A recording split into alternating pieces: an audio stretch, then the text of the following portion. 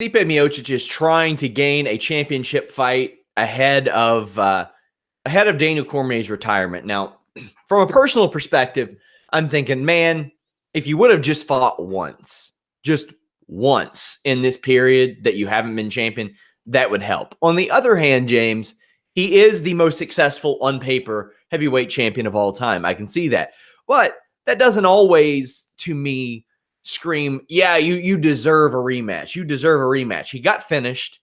That was that. It was decisive. Where do you stand on this? Well, we found out yesterday that they tried to do Stipe Miocic against Derrick Lewis for this Brooklyn card. Lewis basically said, hey, guys, let's put the brakes on me fighting again. I just fought in November. I fought, in July. So he needed the time off. So it looks like they did try and make that fight. Now, I don't know. Now, Lewis was, flat out said, I turned down the fight. So it sounded like they tried to do that fight. But I'm with you. I don't like rematches where, and let's forget about the history of Stipe, because obviously that's well documented, what he's accomplished. I mean, if you want to tell me he's the best UFC heavyweight of all time, I have no argument with that. But I'm with you. I don't like rematches where the champion gets knocked out in the first round and then they automatically get a rematch. I think it sets a bad precedent, and I also think it can ruin the path of some fighters. Like, look at Joanna right now. She's kind of screwed at strawweight until Rose loses the title because she had an immediate rematch. Cody Garbrandt, same thing at bantamweight, had a rematch right after getting knocked out. Romero, exactly. So you have to play your cards right with this.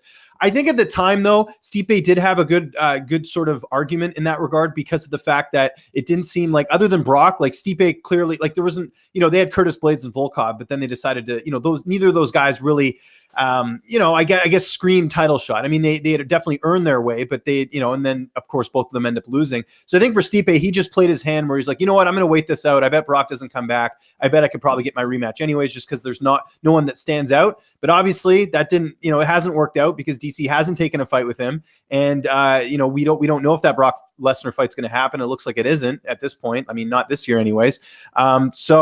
Yeah, I think he tried to play his cards and it didn't work out. But I would like to know more about that Brooklyn fight that was supposed to happen, because again, Derrick Lewis revealed that yesterday. While I would appreciate a Derrick Lewis and Stipe Miocic fight, if you put him against anybody and Miocic would win, I would be like, okay, let's get you back in the title talk now. It's just a matter of activity. Just him doing it, I think would go so far in my eyes. And it hasn't been that long since he's been out of the cage. It was like, what, June or July when that fight happened? July, I was there. It feels like it was February or March, but it wasn't. He actually fought twice in 2018. But you even have a reemerging Junior Dos Santos. What kind of noise is he going to make? And that's somebody that Daniel Cormier hasn't fought, even though he's already scheduled. How do you stand on this, Joe? And then we'll get into more about Daniel Cormier. In terms of Stipe wanting that rematch? Yes. Yeah, he's got to fight. He's got to fight, man. It's just, and going back to what James said, the rematch scenarios, I'm okay with some of them if it's a controversial situation. I know it was a rematch when, oh my God, the Lioness took on Valentina Shevchenko, and that was a close second fight. That rematch was a second fight, but I believe Shevchenko won. They got to do another one, right? But Steve, your connection's going out a little bit. I know.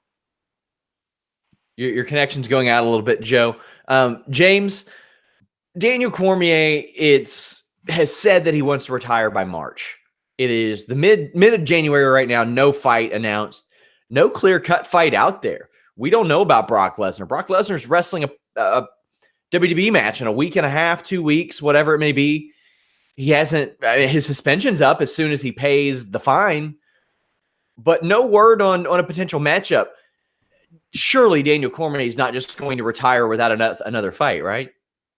He might not. His buddy Cain Velasquez is coming back. I'm sure he wants to make a run. Everything I'm hearing, I mean, if you guys want to check out an interview with Deron Wynn yesterday, Deron talks about Cain and says he looks great. And, I know he's his teammate. He'll be a little bit biased, but nonetheless, if Cain can come back and get a big win over Ngannou, then it's his time to reclaim the heavyweight division. So I think it's possible we could see DC, hang him up.